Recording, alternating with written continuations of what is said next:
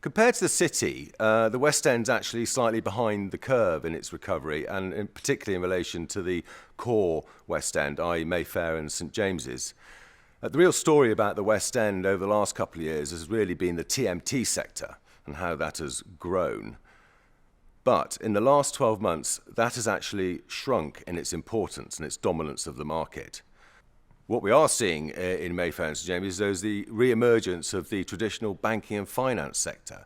But not just them, we've also got the oil and gas and mineral businesses which are taking space in the core markets.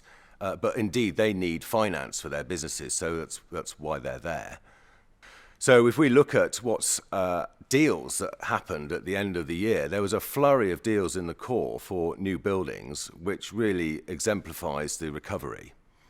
A good example is that of Ares Asset Management, who signed 35,000 square feet at the 10 New Burlington Place, which is a scheme that the Crown and Exemplar have done. And that's a significant deal in terms of size, but also the rent for the top floor got to £107.50 a square foot.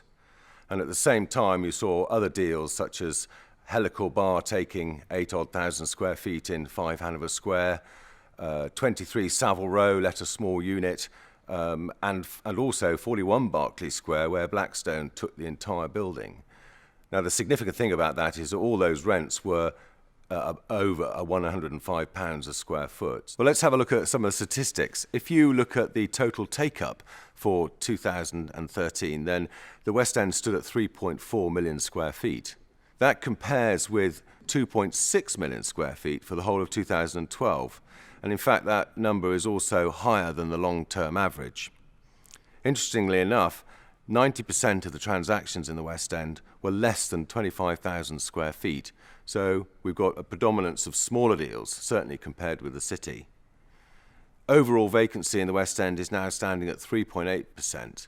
However, the more important fact is that the Grade A stock is only 2.8%, which is a historic low, which means that there's a lot of pressure on available space of high quality. So we have demand recovering for this limited supply, such that, in my view, rents will continue to grow throughout 2014, and the new space is the space that will let best.